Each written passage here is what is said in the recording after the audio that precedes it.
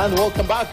As expected, the minority side in the National Assembly has released a statement regarding the act of the president withdrawal, which I told you it's impossible to withdraw in law. There's no provision. But I'd like to read briefly the statement from Azimio One Kenya.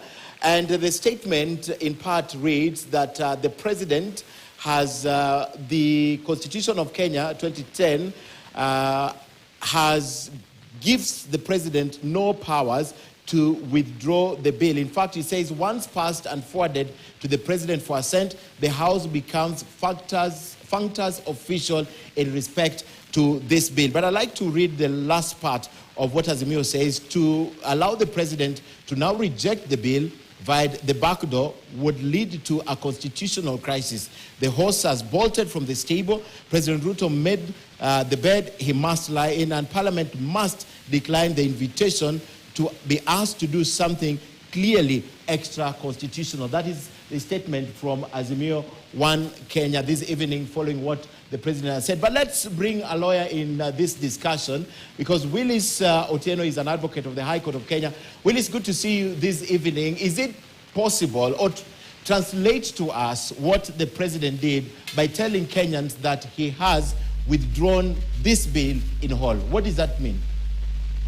Thank you very much, Ken, for hosting me. First, I would wish to extend my condolences to the people who lost their lives yesterday and the people of Githurai who had a long night last night at the hands of police officers and security agencies who went in there into the night and caused a lot of mayhem. To get back to your question, I will say this. This bill, having passed Parliament, the people of Kenya yesterday had an opportunity to breach that Parliament and express their sentiments. So Parliament, as it were, already stands impeached in the eyes of the people of Kenya. The bill has moved to William Ruto's table, and the president has decided to send it back to Parliament, which, as it is, has been breached by the people. The people of Kenya no longer recognizes the authority of Parliament. But what is going on within the political sphere at this particular point is merely a discussion on semantics, legalese, to try to correct the initial wrong that ought to have been done more than 2 weeks ago. They ought to have listened to the people when the people in the unanimity, 99% of the Kenyan people who appeared before the Parliamentary Committee, told them to reject that finance bill. They refused to hear the people. The people took themselves to Parliament yesterday, and they did, to an extent, occupy that Parliament and say, we've impeached, you're no longer representing our sovereign power. Okay. And the people had equally announced that they are going to occupy State House tomorrow to also follow up on that bill when it lands before President Ruto, to tell him, you must reject this bill.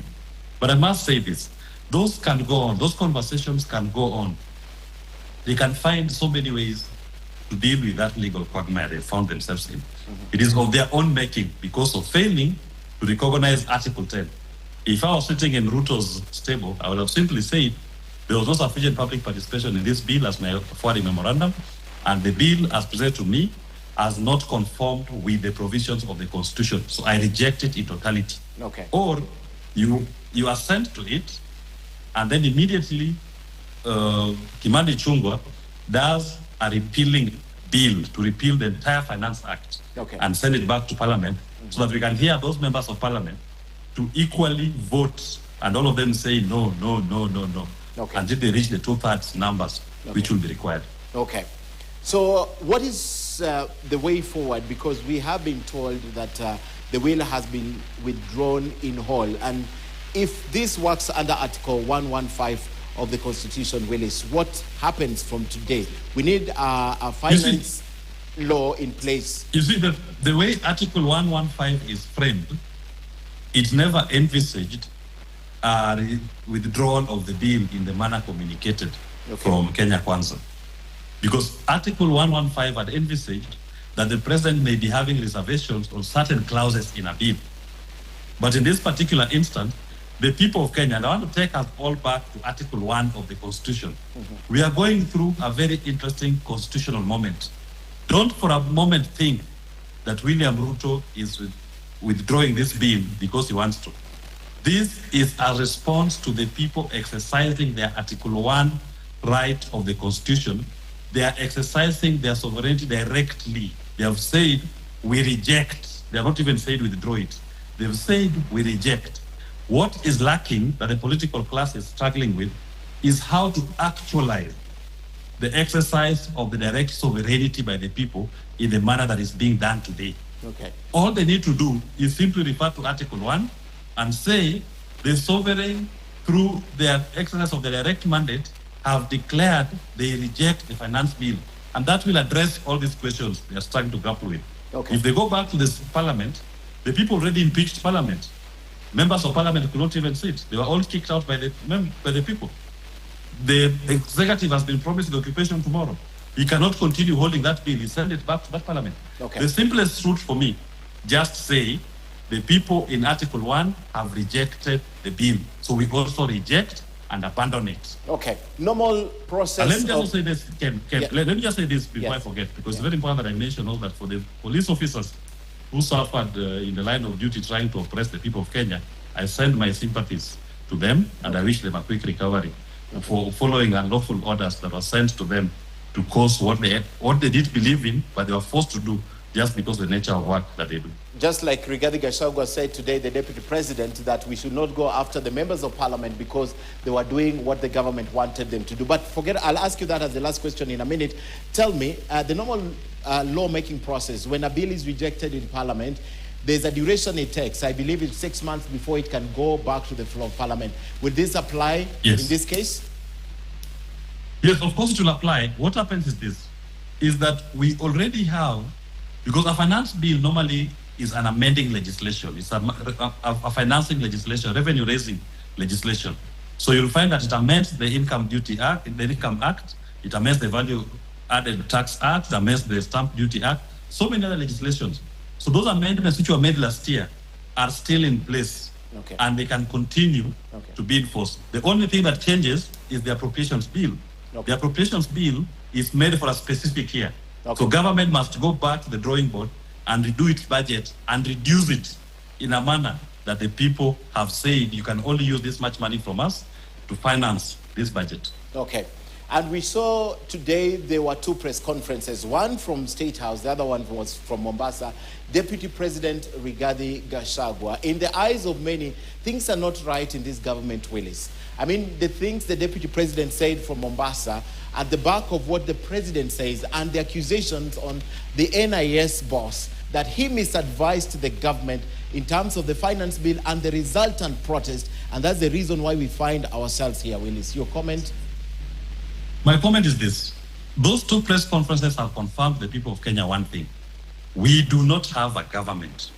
Because the president sat in State House, issued his statement, and behind him was Kimani Ichung'wah, Aiso Muraguri, and other members of parliament who are strongly and vocally saying they will pass the bill as it is. Who did pass it? Today the president says no, all of them start clapping, as if now they're in agreement. Now, those members of parliament refused to listen to the people of Kenya, who went to them and gave them their views. 99% of them saying reject this bill. They ignored it. Rigathi Gachagua today in Mombasa stands up and tells us it is NIS that misadvised the government. The people of Kenya did not elect NIS. The people of Kenya did not appear before NIS to give NIS their views. The people of Kenya went to their parliament, their representative body, National Assembly, and they gave their views. If Ruto and Gachagua could not listen to the views of Kenya, they should stop gaslighting us and trying to blame games to show it at NIS, tomorrow they'll tell us the courts. No, they must take ultimate responsibility. And as things stand today, Ruto and Gachagua, they only owe Kenyans one duty. They should vacate office, resign from those offices, because by their own admission, they are shirking responsibilities to other players who the people of Kenya never elected or gave a mandate to preside over the conduct of their affairs. NIS will not hold. They should stop blaming NIS. The people gave their views and memorandum to their parliament, controlled and led by Kenya Kwanza, led by William Ruto and Rigathi Gachagua, and superintended by Moses Wetangula. All those three owe us a resignation before the end of today, of tomorrow, of evening tomorrow. My last question to you, Willis. When the president was speaking, behind were members of parliament who at one point applauded the president and even clapped when the president withdrew this bill. Barely 24 hours ago, Willis, these same members of parliament approved the amendment and submitted or forwarded this bill to the president for assent. In that same breath, Rigathi Gachagua, the deputy president, confirmed to Kenyans that don't go after the members of parliament. They were only doing what the government asked them to do. We've always said they are an appendage of the executive, they are robots of the executive, they are puppets of the executive, Willis. Does this confirm that? It confirms. In fact, that is the clearest evidence why the people said we are going to occupy parliament. Because the representatives in parliament have since been captured by the executive. They are no longer representing the people. And that is why they voted as the executive told them, and they clapped today when the executive said withdraw the act. It is now a confirmation that we do not have a parliament here. Our representative voice is not there. We are being taxed without representatives. Our representatives are representatives of the executive. Power must go back to the people, and the people of Kenya must continue on this journey and reclaim their sovereign voice and elect a legislature that actually represents the voice of the people when it comes to the lawmaking exercise. Rigathi Gachagua has equally given us anecdotal evidence that members of parliament are not there for the people. They are there for the executive. So if tomorrow the executive tells them, let's commit a massacre in Githurai, they will vote and deploy military, as they did. What was the intention of deploying military last night? Then the same members of parliament are called early in the morning without any notice, without any media, and they forced them to deploy that military to get into Githurai and other parts of Nairobi with the sole purpose of killing the innocent people of Kenya. We must reject parliament. We must now cancel parliament. We must cancel Wetangula, and we must cancel anything Kenya Kwanza that is now superintending over unconstitutional exercise of power in this country. Willis Otieno, advocate, thank you so much for joining us tonight. Thank you very much, Ken. Ahead in business.